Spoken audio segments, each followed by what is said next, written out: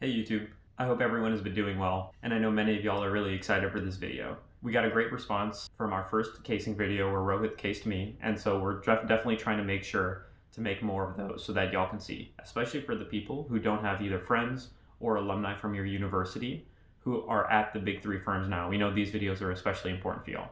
So before diving into this, I just wanted to mention three things. The first one is the person in that case, Drew, is a friend of mine who actually had an interview with Bain the very next day.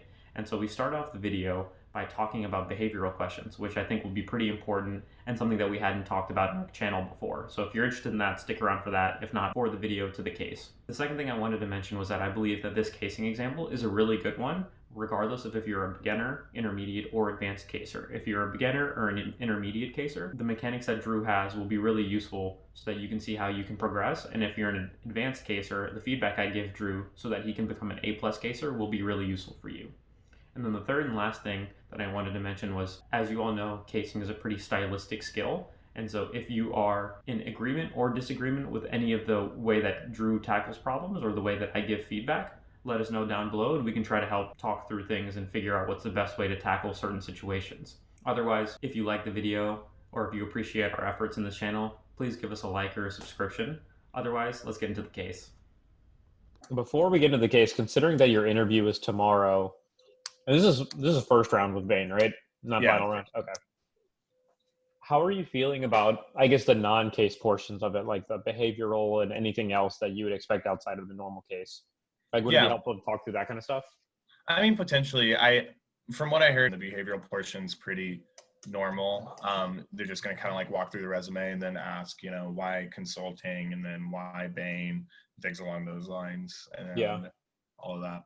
I don't know. Is there anything like I don't feel too stressed about going through the resume portion or explaining like why I'm interested in Bain and consulting and all of that. But yeah, cool. I think Bain's behavioral portion relative to the other consulting firms is much more relaxed and conversational. Like they're not just gonna throw like, I don't know, leadership questions at you and then like rate your response on them, like it's really just a conversation like, hey, what's up, man? Like, tell me about yourself.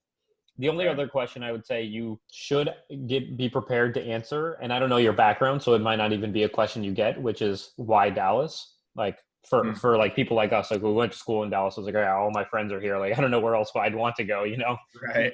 Pretty easy question to answer, but especially if you have like family in Dallas or something, like that'd be a good thing to just like. I think I applied like 50-50 Dallas on Austin. Yeah, I mean, Dallas is the only people I think the Texas office contacted me, so I think it's either Dallas or Austin. Yeah, exactly. Cool. Also, I guess we can jump into the case then, if that's good. Yeah, that works for me.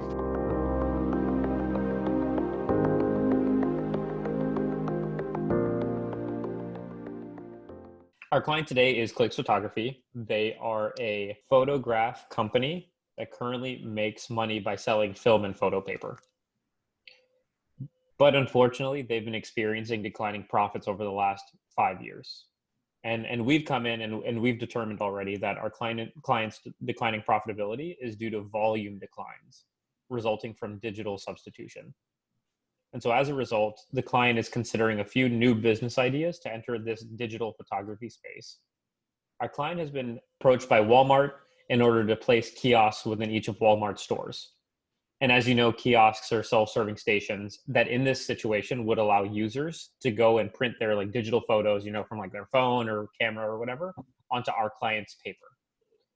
And so we've brought you in on behalf of our client to help us figure out how we should evaluate the attractiveness of this opportunity. Okay, gotcha.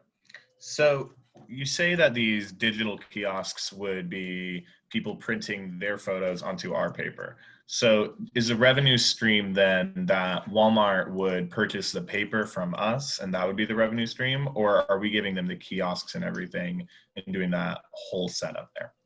Mm-hmm. It's a good question. I think we haven't. And so what you're really asking is like, what does the revenue deal look like? Like how much of the money are they going to keep versus us? And what are we going to supply and be accountable for versus them? It's a good question. We don't have the details on that now, as you could imagine. Like those are the kinds of details that I think get hammered out while going through the process once we've accepted it already. We can get to that a little bit more, but I think if it helps you at all, we would be in charge of making sure to supply the paper and all of that stuff, of course. And then I think from that perspective, once a customer buys, we would take some of the revenue, Walmart would take some of the revenue. Okay, so there will be some sort of revenue split, and we're going to assume we at least provide the paper. Yeah, we definitely provide paper. Yeah. Gotcha. So does success in this scenario look like reversing that declining profit, or are we just simply trying to see how much money we can get from this? Yeah, that's a good question. I think it's less about reversing the declining profitability, although of course we want to improve it, and more just about seeing, is this a good deal or not based on the money that we'd be putting into it. Okay, You know so it's a return on investment for this deal specifically. Exactly. Okay, gotcha. Can I take a couple moments and construct a framework here? Yeah, go for it. Thanks.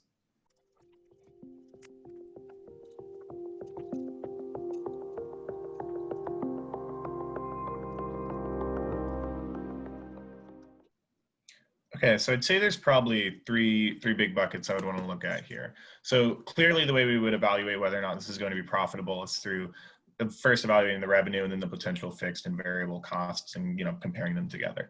And so in order to do that, let's look at three things. I would say we'd want to look at the investment required. So how much work are we going to have to put in order to set up these kiosks? Are we going to have to build them? Are we going to have to set them up, et cetera? And then what is a continued investment that we have to put in order to keep them running? And then look at market growth, both for digital and for Walmart, to consider whether or not both digital photography and the company we're partnering with are going to be able to see expansion that will help us as well expand in the future. And then financials as well. So considering the pricing, the amount we're going to be selling and all of those things considered. So let's start with investment. This would fall under kind of the cost category here. And so I think we can think about the investment we would have to make in two big waves. One would be the initial fixed cost of setting these kiosks up. So we'd have to, again, we're not super sure on the developments of this, and that's totally all right. But what we're looking at is we know these things do have to be set up. Somebody's going to have to do it, and we would want to consider what our costs are for that. Are we going to have to send employees to Walmarts across the country to do this?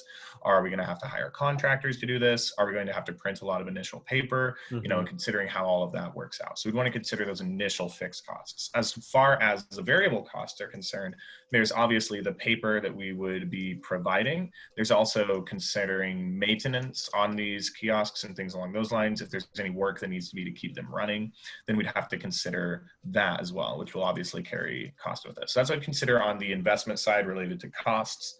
And then we'd go ahead and look at the market growth here. So like I said, there's kind of two dimensions I would want to consider.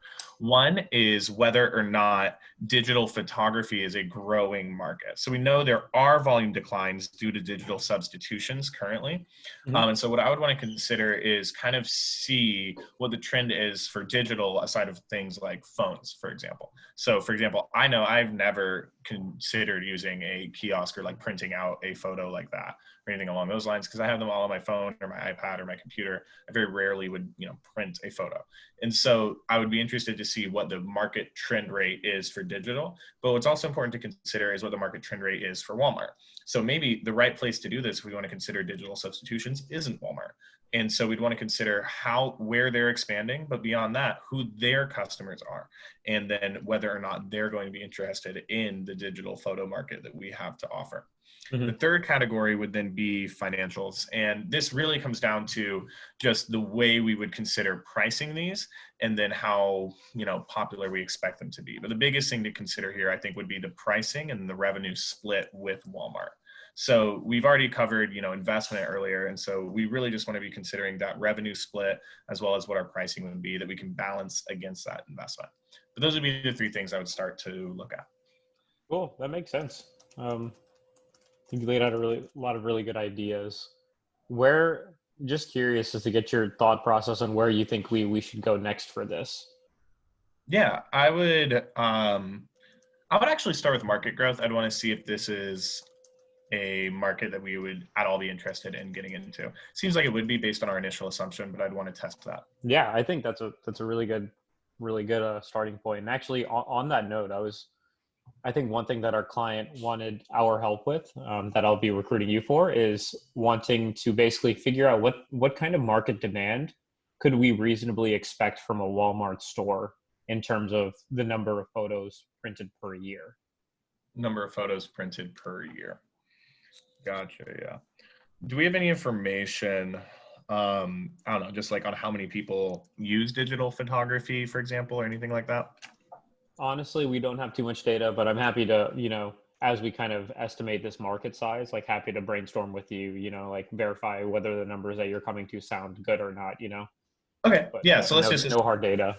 Yeah. Okay. So let's assume no data, and then let's just go from there. So there's a couple different variables we would want to look at in here. I was gonna say we would start by looking at customers in Walmart, but I actually don't think that that's a super helpful place to start. I think people who go to Walmart aren't generally going to pass by a kiosk and say, "Oh, let me pull out my pocket digital camera I have with me and get these photos developed." Generally, I think these are people who are seeking that out specifically and Right. wanting to do it. So I think we'd probably want to consider the amount of people who would go there to get their digital photos developed, right?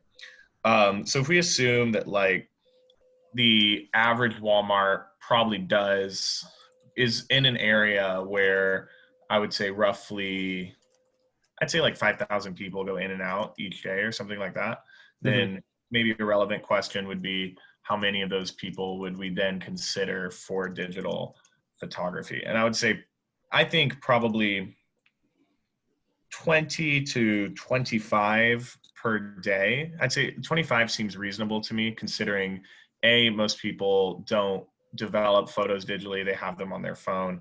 And then B, I don't know how many people who do would consider Walmart to be their go-to destination for that. Yeah, right. And I guess even just backing up, just walk me through, where'd you get the 5,000 from? I think that sounds reasonable, but I just like to hear, like, I guess how you got to that. Yeah, totally. So I was just kind of thinking, you've got really large Walmarts in big areas, right? So there's, a big The Walmart. superstores, yeah. Yeah, and then there's also smaller Walmarts. So like the neighborhood market here in Plano is pretty small, and I would say we probably don't see more than 1,000 people coming in and out of it per day, right? So I think you kind of balance that like 1,000 with maybe like the 10,000 that you would see at a giant superstore in Dallas or something like that, and then kind of combine that and get to a middle ground of 5,000 or so. That seems reasonable. Okay. Yeah, and I think the digital photography number, it could potentially be higher than 25. I don't know. I've seen those kiosks before, and I very rarely see like any sort of significant line or anything there, or generally not even a person, right? So I would say 25 seems like a pretty reasonable amount of people per day that would go in there. Does that sound good? Yeah, I think we can continue off that. Okay, cool. So then the other thing we would want to consider is we're going to eventually take this out yearly, but let's start by looking at how many photos the average person would print. So again, I don't think people are going to go there to print just like one photo. I think people are generally going to go there to print, I'm thinking a mom, for example, after a vacation with kids, takes a lot of pictures, wants them printed out for a scrapbook or to put on her wall or something along those lines. I would say that's probably where the majority of these are going to be used, or by somebody after a birthday party takes a digital camera with their friends and wants to print all of those out. So I'd be assuming you're looking at larger orders rather than somebody going for like 3 or 4 photos. I would assume that's probably going to be more in the minority, whereas larger orders tend to be in the majority. Does that seem reasonable? Yeah, that makes sense. Okay, so based off of that, I would say the average person is probably printing off, let's say 30, I think seems reasonable. 30 photos per order. I think that seems, reasonable, and accounts for really large orders that people are doing for businesses or for, a mom after a vacation or something. And as well as counters that with small, one person wants to print something that they've found on their computer or something along those lines. But with that in mind, we're looking at 25 times 30, which is going to be 750, 750 photos printed per store daily. Do you have any information on the number of Walmarts that we would be stationed in? Not right now, but our analysis currently should just be, we just want to focus on like getting the demand in one specific store. Yeah, absolutely. Okay. So then we'd have 750 photos per store.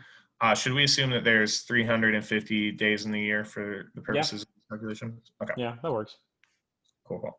So then to do that calculation, we'd be looking at times 350. So it's going to be 225, 3 zeros, 5,000. And then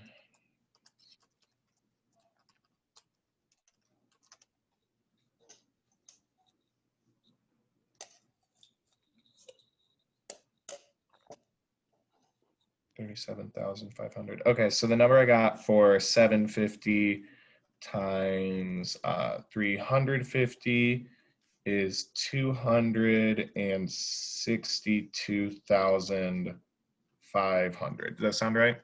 Can you repeat the number? Yeah, 262,500. And that was multiplying that 750 times the 365 or Times 350? Yeah. Yeah. Okay. Sounds good. So I would say that's the amount of photos we should assume would be printed per store each year. Yeah. That makes sense. What do you think about that number now that we've kind of gotten to a prospective market size within a specific store for a year? Yeah, I think that's a good number. In all honesty, I would probably stress test it a little bit more. It seems kind of aggressive. I don't know, maybe the 25 per day might have been too high of a number, but it does seem a little bit aggressive upon first glance. But I guess I would need some market context to kind of see if my instincts are right or wrong on that. But if this is right or close to right, then I'd say this is seems to be a good opportunity. But again, I would need some context on our normal performance, what our normal profits are, and things along those lines. Yeah, no, that makes a lot of sense. I think from here then, and this could tie into your point of wanting to stress test it, or at least like have some more context around this number, is seeing basically what our break-even point for the client would need to be for being able to place a kiosk within a store. Yeah. So do we have any information on, I guess, those initial fixed costs, right? And the variable costs of the paper in itself and whatever maintenance needs to be done, as well as the price and revenue we would take in. Yeah, for sure. The initial investment per kiosk, and you can assume one kiosk in a store, is $6,000. The average price per digital print, so the amount that the customer pays for it, is 50 cents. And then the fixed cost per kiosk per year is $5,000. So that's that maintenance and all that stuff that you talked about. Does that include the paper and everything? No. That was actually next, but so good question. The average cost for photo paper per digital print is 10 cents. Okay. And then the ink costs for 500 prints, ink is generally $75. Okay. And so 575, you said? Correct. $75 for 500 prints. Okay, great. So, I mean, pretty easily we can take off that 10 cents from our price per paper and we can get to 40 cents per paper. And then we can combine the rest of these costs and go from there.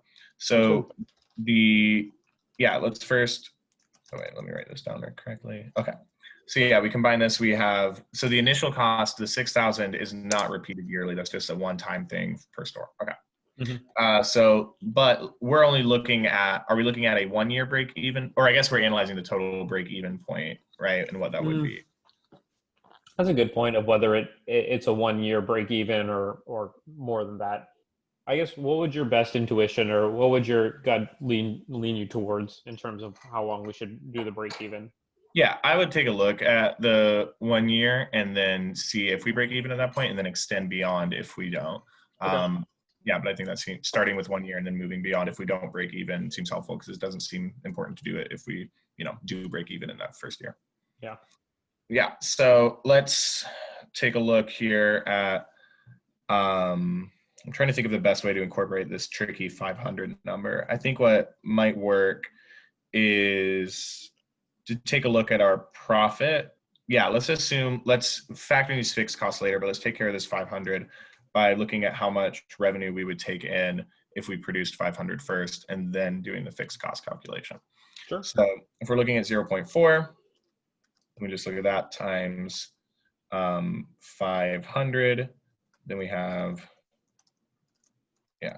so then we're looking at $200 we're making per 500. Does that sound right? Mm-hmm. Okay. And so then that would be 125 once we take in that 75 into account. So now I'm going to divide that number to our 11,000, and then we can figure out how many multiples of that 500 we need, which will get us an approximate close estimation, I think, about break even. That makes sense. Okay, cool. Yeah, so this exact calculation is going to be a little complicated. Is the client looking for an exact number, or will a rough estimation kind of get us there? Yeah, I think we'd want a relatively exact number for something like this. Yeah, it makes sense. Okay, so let me look into that real fast. Oh yeah, so we'd be looking at 8. Yeah, so if we multiply 125 times 88, we'll get 11,000. So then we just need to do that 88 times 500. Mm-hmm. And then, okay, yeah, that's easy. Then we're looking at 5 times 8, that'd be 4,000, and then 40,000, 44,000 pictures. Yeah, or so, hold on, let me make sure I'm doing this all right. I feel like I'm missing something here. 125 times 88 is 11,000. So then we need that 80. Okay, so yeah, we are looking at 44,000 pictures printed to break even.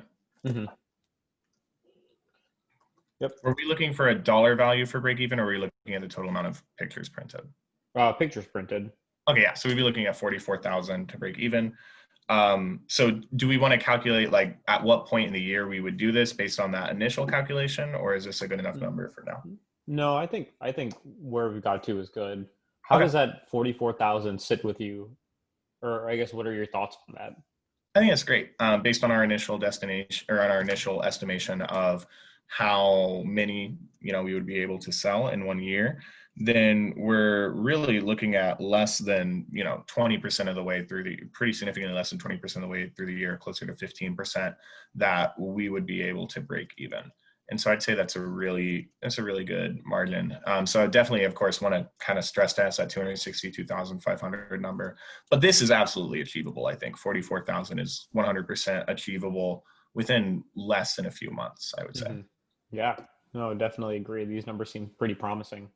If I know the CEO of this company wants a intermediate update on what we're up to so far, but before we get into any of that, I was wondering what are just some extra details or things that you'd want to make sure she is thinking of as she's looking into the attractiveness of this opportunity, aside from what we've already kind of calculated or analyzed with numbers so far?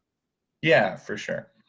Yeah, and before she walks in, I would probably head back to this initial framework here, right? So we've covered investment, we've covered financials. What we haven't really looked at is market growth and how many digital consumers we're projecting and what the trends look like for that, as well as whether or not our partnership with Walmart is going to be beneficial in the long term. If that demographic knows that Walmart's a destination for digital photo printing, and whether or not those numbers are trending up and more digital consumers are existing first off and then heading to Walmart as well. Or if, maybe there are more digital photo consumers, but they're heading somewhere else instead, that would be really relevant. Or maybe there, are less digital photo consumers, even though more of them are heading to Walmart, that would also be relevant. And so I would say to keep those trend lines in the back of her head and to really look and develop that research before really moving forward on this. That makes sense. Anything else you'd want to mention, I guess, on that point?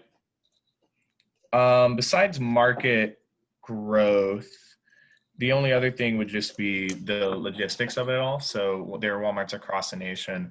A photo company doesn't tend to have, probably a ton of logistical capacity. And so I'd be interested to see what our plan is in order to distribute these across the nation, as well as maintain them. There's that $5,000 maintenance cost, right? What our plan is to ensure that they are regularly maintained across the nation, and how we would set up centers, or however we plan on doing that. Just make sure there's some kind of logistical strategy that we have in place in order to manage an endeavor this large. Yeah, definitely. And actually, she came a little bit early, so if you could you provide her a brief recommendation on where we're at so far and what you're thinking? Yeah, absolutely. So based on our initial estimation, we looked at the amount of photos we would assume would be printed per year per store. And we base this off of kind of trying to estimate between, a large superstore Walmart with tons of people coming through and then just your average, neighborhood market, and kind of seeing what the middle ground would be. And we came out to about 262,500 photos per year that we would be looking at per store. This seems to be a really good number for us. And it was based on, assuming that we get 25 people in there per day who are each putting in 30 photos in each order, which seemed to be pretty conservative estimates, all things considered. And so I would assume this is a good number, if anything, maybe a little low. Now, looking at the next thing we considered, we wanted to figure out how much we would break even, and that also is looking really great. We're seeing that the break even point is at 44,000 photos, which compared to the last number is less than 20%. It's about 15% of that total number. That's really beneficial for us because that means we're going to be able to break even pretty quickly if these estimates are correct. So the risks I would consider here, first, I would want to consider a market risk. So we'd want to analyze how the digital photo market is growing, if it is growing, and how many people are getting digital photos developed. Because again, maybe that 262,000 number isn't right, and maybe it's going to fall. Maybe we were too aggressive in those estimates, and we would want to consider that, as well as considering how many people consider Walmart for their digital photo destination. So potentially they could be going to other places and other stores to get these things developed. In that case, if they're moving away from this might not be a good long-term deal. The second risk to consider, aside from the market risk, which is two-dimensional, considering digital and Walmart, is the logistical risk. So I'd want to make sure that we are in a position, that our company is in a position to go in and do this yearly maintenance that we're looking at, and beyond just making sure we're in a position to do that yearly maintenance, considering what the cost to the company would be. We know there's that $5,000 cost for maintenance and everything else, but I'd want to make sure that there's no unforeseen costs, considering that Walmart's scattered across the globe, and that this would probably require a large logistical effort. But all in all, this is looking really good, and I think we should definitely consider pursuing this investment. Awesome. Sweet. That's the case, man. Good. How do you feel? I like that one really well. Yeah, I felt good about it. The initial framework wasn't, I wasn't happy with my third bucket, financials. I should have named it pricing instead. That would have made it a little bit more meaty, I think. But other than that, just, I don't know, not. Maybe economics could have been another word as well. That would have been better. But other than that, it felt really strong. Sweet. Yeah, I think you should keep your head up for tomorrow. I think you're doing well, man. There are some tactical things that I want to go over. Cool. Of course, that I think can, I don't know, just make sure that we help you put your best foot forward. Yeah, absolutely. Some small things that super easy fix, and then other things that, I mean, honestly, all of the stuff that I'll tell you is like more stylistic and things that I think you'd be able to implement, even though you're not going to run a case between now and tomorrow, which you shouldn't regardless, But yeah, we can start with the clarifying questions and go from there. Okay. And I wrote notes. Feel free to, of course, like if you want to take notes, but I wrote notes so I can like always send this to you afterward, but I'm sure that there's going to be some things you want to write down yourself. So feel free and just let me know if I'm talking too quickly to like pause for a sec. But yeah, we can start with the clarified questions and go from there. So I thought you asked good clarifying questions. I mean, a lot of concerns for most people with clarifying questions is that they just kind of regurgitate the info. You didn't do that. You started asking some questions that showed that you had a pretty good understanding of the client. For example, one of them was like, is like success mainly just reversing profitability decline? Like, is that what we're looking to do? I think that shows that like you understand that that's like kind of the key piece of it.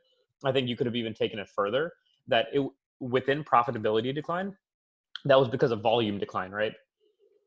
So I think that's the more specific idea that you could bring up to show that you really, you know what I mean? Yeah, for sure. So kind of like in that initial framework as well, you could focus on the increasing volume as a big part of it.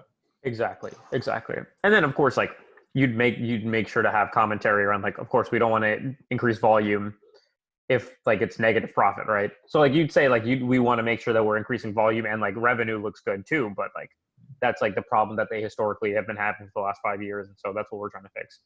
And I think it was good that you that question helped you reaffirm the goals, because one thing that I had in this case that I like purposely leave kind of vague is I asked like, can you help me determine the attractiveness of this opportunity? Like, as you know, attractiveness is not some clearly defined business term, right? Like that's a vague thing that like it could mean anything in a bunch of cases. So yeah, that was good that you did that. Honestly, I thought your framework was good, man. I think you shouldn't be afraid to use simpler frameworks if you want to. Like, I think this case lends itself pretty well to like a profitability case or Yeah. profitability framework with maybe like a third bucket for like miscellaneous things like the economics of it or like the market or something like that. And I think you did a good job of getting at all of the components of profitability while also still making a unique framework. It was clear that like this didn't seem like a canned framework that you just pulled out of your pocket. So whether it And was or not, I don't know, but yeah, it wasn't. But so the reason I'm doing that too, and I'd be interested to kind of hear your take on this, is I was talking to a lot of the main people. They recommended not using these broader frameworks like internal, external, or just like the profitability thing generally, and to just so kind of the method that I've been adopting is I'll mention it because I did a case as well with like a McKinsey guy who was like, you always red flag, you didn't mention profitability framework right off the bat, right? So I mentioned like, obviously we want to consider revenue and fixed cost, variable cost, and then talk about how that plays into the framework. Do you think that's a good strategy? Do you think that worked out well? it's tough, man. It's all at the end of the day, like a lot of the stuff is stylistic. Like I'm someone like I don't care if you use a canned framework or if you use a unique framework. Like I care about if you like think if you like think well and get to the right, not even get to the right answer, but just like do it in a way that makes sense, right? Yeah. So like screw it. Like if the profitability framework is the one that's the most efficient, you know what it is, I know what it is, and like that'll help us get through the case faster and like then like do it, Right. But I could see how not give the same advice I might, So Yeah. so not to say that like anyone is better or worse, but rather like Do you think did it detract that I didn't use a no, profitability? again, like I said, like the fact that you had the right components of it, you talked about revenue, you talked about cost, you talked about like the economics of it. I was like, okay, cool. He has all these things. I think the only thing I would say with the framework, it was, and obviously your communication is like a strength of yours and you can articulate ideas clearly. I think it's more of like the like mechanics of how you go through a framework, which is like, and this could be again, my stylistic thing, but the way I like doing it is by saying like, the three categories I'm looking at, or like the three buckets or whatever, like, and specifically using numbers when saying it, like the first one is this, second is this, third is this. And anytime you refer to them, you refer to it as a first, second, or third while explaining your framework, because the partners or managers who are giving you a case might like zone out or something. And so it's really easy for them to like get back on track if they know you're on the second or you're on the third. So yeah. And I think it also will avoid something that I felt like I misunderstood when you were going through the framework. So you initially kind of gave a quick overview of your investment market and financials, right? And then you said starting with investment. I thought when you said that you were actually going into the actual case in that frame. Yeah. You know what I mean? And I was like, because at first I was like, oh shit, this is a bit aggressive. Like, Right. like he's already going into it, and I didn't even like vet it with him, or like he didn't get the okay from me, the interviewer. Yeah. So I think just doing like saying like like your wording would have been probably like explaining more about the first category and then blah blah blah, to avoid that confusion. And then this is something I'll mention with the framework, but it's also consistent throughout, of just giving your hypothesis on where to go or on numbers. So I kind of asked you, and every time you didn't do it, I asked you about it, and your answer was perfect, or not perfect, but like you had good business acumen, and I really liked the answer you gave, but I had to like kind of ask you for it before you could start talking on it. So like specifically with the framework. Mm-hmm. So after delivering the framework, do you think it's helpful to say, I would like to probably start by looking at our market growth and just kind of seeing whether or not this is an attractive market overall for us to enter, because that will of course impact every other decision, something like that. Exactly that. And then the only thing I would add to it and literally tack on at the end is like, but that's what I'm thinking. Like, but of course, like if you or the client has another direction you want to go into, like I'd love to hear that as well. Okay. Yeah. You know what I mean? Just giving it's like that fine balance of giving your hypothesis while also giving the interviewer the ability to like course correct you. Right. Because if you don't give me that opportunity, then it just feels more aggressive that I have to come in and do that. Gotcha. Yeah. All right. So going into the market sizing, I think the biggest thing is, I guess, the structure of the entire thing. I think you went through it well, but you have to get, the biggest thing is giving me a roadmap ahead of time. So like, I think you were able to quickly identify each of the specific like parts of the equation that you needed to solve, right? Like the number of people per Walmart print their soul, like that they buy per day, and then scaling that up to a year, right? Like you identified that, I think probably almost instantaneously, but I think it's giving me the roadmap that you're going to do that ahead of time, so that once you start, because otherwise, like from my perspective of how you just did it, you started estimating the people, and I was like, oh shit, I don't know where he's going to go after this. Like, is he going to go in the right way or the wrong way? But you giving me the roadmap, just like, it's like the same thing with like highlighting the framework buckets real quickly before diving each one. It just gives me an idea of like where you're going to go before you actually go there. Yeah, that makes sense. So, and honestly, dude, I think that like you can ask for like 10, 20, 30. I mean, you don't have to ask for a specific time period, but said like, could I have a quick moment to just like to write out my roadmap for this market sizing before diving into it with you, you know? Okay. Do you think that's like good or bad at all? Like I can see in one way where it shows prudence, for example, right? It shows you're looking at it. But I also think, just being able to come up with the right one, because there's pretty clearly a right way and a wrong way to do it, right? Mm-hmm. Off the top of your head is also, impressive, I guess. True. So yeah, I guess the question isn't whether providing a roadmap is good or not, right? It's just is taking time good or not?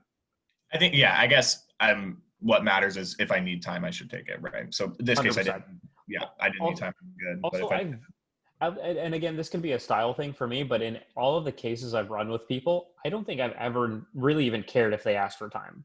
Yeah. I was like, yeah, sure, take your time. I guess I don't care. I don't want you to come up and just like throw shit at me because you didn't take time, right? Yeah, that makes sense. But of course, like if you take time too often, which I think that's an extreme that you don't need to worry about. Yeah. Then that's a different thing, right? Okay, that makes sense. But yeah, taking a little bit of time so that you can just, and I think it then if you were to take time and make the roadmap, then it would be like you walking me through those high level steps of like, first, I'd like to estimate the number of people who go to Walmart. Then I'd like to, estimate of those people, how many are actually going there for digital prints, then how many prints they're printing, and then scale that up to a year, right? Yeah. And then that way, and that's also another place where you can do that balance of like, here's my roadmap, like, but I'd like to hear if there's any place that you think I should like change or alter it. And then you can start applying numbers to the equations, Okay, gotcha. And then there were a couple points within the market sizing. Like, again, I think the numbers that you got to were fine. It's less about the numbers you get to. Of course, like those matter, but it's just about the methodology, right? So like when you get to that 5,000, I think it's always good for you to explain where you got that from. And then I asked you where you got it from, and you were like, you made like, it makes sense. Yeah, it's like, okay, some have 10,000, some have 1,000. You're going to put it in the middle because like you think there's an even distribution between the 10,000 and 1,000s, right? So I think that makes sense.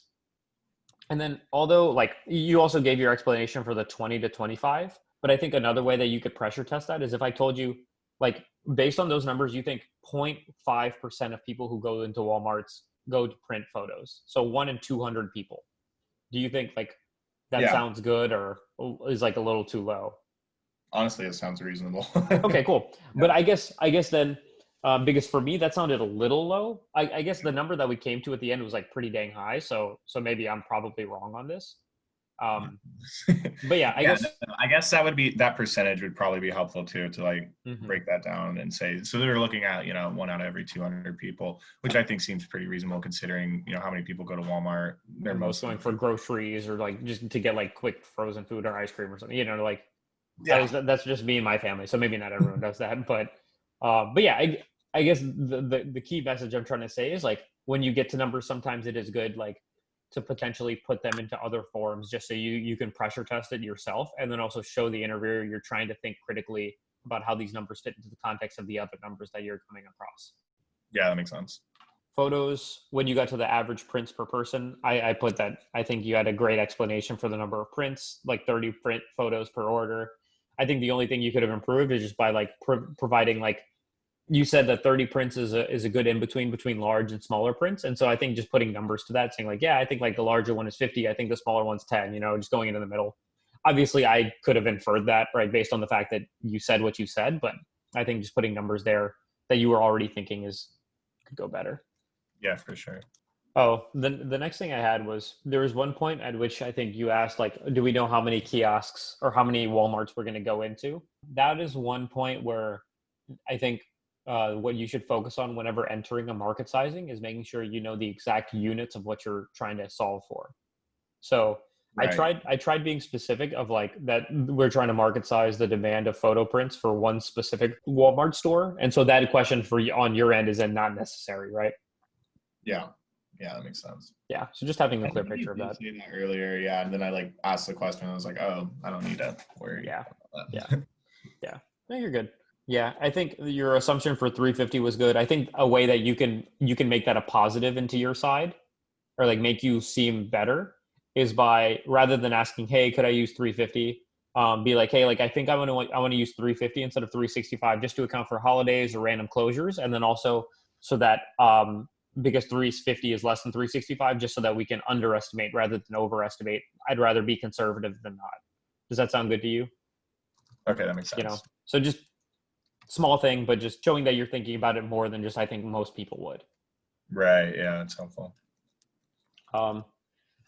Now some feedback on like that point where you were, I think, doing, what is it, 750 or 75 or 750 times 350. Yeah. I knew you were doing the math there. You just took some pause. I think, I guess you were just doing the long division for it, or long multiplication. Yeah, I just did 750 times 300 and then 750 times 50. Okay. I think even just like explaining that to me while you're doing it, just so that I know, like I have an understanding of your thought process. Okay. So that, I try to do that. So do you think the best way to do that would just be say, so let me just multiply 750 times 300, then multiply it times 50, and then add those together, and I'll get back to you.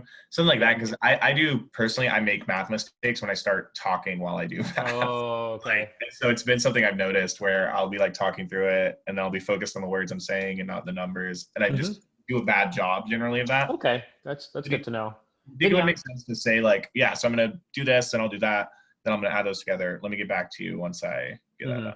Yeah, that's fair. And I think even I guess one way that I would even approach it, but again, this is a total like style thing for me, but I think we might have the same style in this. I might even make a joke of like, usually if I do math and talk at the same time, well, actually you might not want to make that joke about like doing math and talking at the same time. You might make mistakes because that could, to some people, be a red flag rather than just a joke. So actually don't say that, but yeah, I think recognizing that's smart.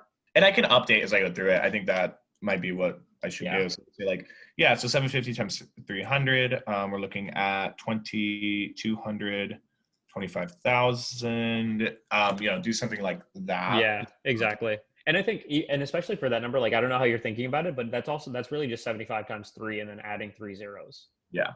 Okay. And so I just say that as in like, I hope that's what you're doing. That is what I'm doing, yeah. Okay, cool. And so I think even just saying that, like if I were going through the math, I'd be like, I want to break it up 750 times 300, 750 times 50, but really just 75 times 3 and then adding 3 zeros, and then 75 times 5, adding 2 zeros and then adding those 2 up. So let me just do that real quickly, and then you can spend the time doing that. Okay, cool. Just so that it shows them that you're just agile with numbers. Yeah, for sure. And then, so once you get to, so after all this, we got to the 262K. And this was another point where I had to ask you like, oh, okay. So like, what do you think about that? Right. If I ever like, I guess one piece of advice is like, if someone ever has to ask you like, what do you think of that number? Like that's like an X, you know what I mean? Yeah. Like always talk to the numbers. And again, like this is really easy advice for me to give you, because you're talking through the numbers is like good. Like you have the business acumen. It's just making sure that you do it. Yeah. Okay. Because I asked you to talk through it and you had good things to say. And then I would say one thing that can make you really stand out that I think I don't know if I've actually ever seen anyone do this, but I think it would look really good, is once you get to the number, and if you have any inkling of like, if it's too high or too low, commenting where within that equation you might have given an over or an underestimate. Yeah. That makes sense. So like for here, like, if your gut, I guess as an example, if your gut feeling was that like, oh, 262K, like that sounds great. Like, I think that's a lot of volume, and I'd want to, of course, apply pricing numbers, but just for now, I think this looks good. It might even look a little too high. And I think if we find that it is too high, I think it's really because of this 30 photos per order. I think that's something we could potentially decrease to 25 or to 20 if we find that this 262K is a little bit too high for our liking. But for now, I'll leave it, but just wanted to make that comment, Yeah, that makes sense. That's super helpful. But yeah, I did like that you did mention like this is something I'd want to stress test. I think that's good intuition. Okay, break-even analysis. The way that you did the math for that 500 prints, that's actually pretty unique. I've never seen anyone. I've given this case a lot. I've never seen anyone do that. Scaling up to the 500. I don't know. It just seemed like the fastest. Is there a faster way to do it? I think it's just dividing 500 prints into the $75. Just thinking about it as 7,500 cents divided by. It seems like more work. I really don't know. I think it would have been easier for you in the long run, because then you could have just. It turns out that it's 15 cents per print, and then so that you would take that 15 cents out of the 46 cents profit that you were getting. Yeah, that makes sense. Which obviously, like, you did the same thing, but just in a reverse order. Yeah. Okay, that makes sense. But yeah, I think in the end, I think you made the math harder for yourself, but of course you wouldn't have known that in the moment. Yeah, for sure. Yeah. And then this is when you were doing that math, that's just another opportunity for you to talk through it. But I know like you'll be fine on that aspect. Yeah. And then when we got to the 44,000, I think that was right. I think just making sure to reemphasize like 44,000 prints. But again, that's like how many you need to print. That's how many you need to sell in the first year to break even, right? If you want to break even in year one, but like in year two, you only need to sell 20,000 prints, right? Yeah. So remember that. So I think just remembering how you incorporated break even. Yeah, for sure. And then again, just another point of talking to that 44,000. Like at that point, you should be jumping out of your chair because like 44,000 is way less than 262K. You know. Right. So anyway, I guess I just had a little bit more for the recommendation, but I know I've been talking a crap ton. Any questions or? No, this is all really helpful. Yeah, these tips are definitely like the kinds of things I can easily change, and I think are going to set people apart for sure. Exactly. And I think if I were to summarize it just so that I could like, I guess you have like a couple sticking points. It's one, just like more structure. So like more structure around the way you communicate your framework and the way you communicate the math you do. Yeah. The second is talking to your numbers, the numbers that you come to. Gotcha. And then honestly, the third might just be taking time. Like even for the brainstorming I wrote, I was like, yeah, dude, like take time if you need to, like take 30 seconds. Like, I think it was really good that you reuse your framework for the brainstorming, but like, I think you could have come up with some other ideas as well if you took like maybe 20, 30 seconds. Okay. Yeah. Yeah. I guess I kind of skipped ahead, but yeah, after the break-even analysis, that brainstorming part. Yeah, that makes sense. That's that. Last thing I'll kind of mention is the recommendation. I think the biggest thing, this is one thing I definitely want to stress really, really hard, is that with recommendations, just give the recommendation up front, the first thing. I think this looks like a good investment and we should definitely consider it. Exactly. I guess be as explicit. Maybe you were and I didn't catch it. But just, I recommend, like, if I'm talking to the CEO, I recommend that we do go forward. Like, this is an attractive investment and I recommend that we go forward and pursue it. Yeah, absolutely. And then you can go through your reasonings. And I thought the way you explained the reasonings were good. Is just, you just needed that one sentence ahead of time so that you weren't so that you just told me up front. And then, I think one thing that Bain cares about a lot, from what I've heard, from what I remember about with my casing days, is they really care about those next steps and the risks. Yeah. And I think now that I'm on the other side of the job, the reason I see that is because those next steps are often the next cases that we can sell. Right. So. Yeah. Okay. For sure. Not that you'd be doing that necessarily as an AC1, but. Right. Yeah. But do you feel like it included that? I definitely tried to put the risks in there, and I'm not. Yeah. I'm not sure if I did communicated next steps as clearly as I could have though. Yeah. I think on that is just, you definitely 100% communicated the risks clearly, the market risk, the logistical risk. Yeah. The next step, I think you might have included that, but part of it is like, I was taking notes. So like, I wasn't super listening to what you were like, the exact things you were saying. And so I think just, if you were able to say the word next steps while saying that, like, that'll make it easier for whoever your interviewer is to like recognize, like, oh yeah, okay, like, cool, he's talking about next steps. Gotcha. Yeah, that makes sense. But yeah. Yeah, that was a, I guess not a lot, but I feel like I don't like talking, so. No, I appreciate that. I think like you mentioned, kind of the big thing is just offering that intermediate commentary throughout it, which I think would help with the structure of things, being able to reference that as well throughout the math and everything else. And then I do always forget to take time. Like, I almost never do at the ending recommendation, and I need to. So when you say the points at which this should have happened would have been like potentially market sizing, that brainstorm period, and then the final recommendation, like that. Places to take time. Yeah. Would you do it at the final recommendation? Because you said like, oh, she's here. No. Right? Yeah, I don't think again, style thing. I think some people have taken time for recommendations. Like, I mean, obviously someone has in the history of casing, right? But And I think some people probably did it regularly and have gotten into these companies just fine. But yeah, I guess what I'm trying to say is my personal preference is like not to take time during the recommendation. Okay. But again, it's one of those things where it's like, if you feel like you really need it, like I would just ask Yeah. for it, you know? And I think that's where you can really be like, could I have like 15 seconds? Yeah. You know, if you feel like you want to prove to them that it can be short. Yeah, that makes sense.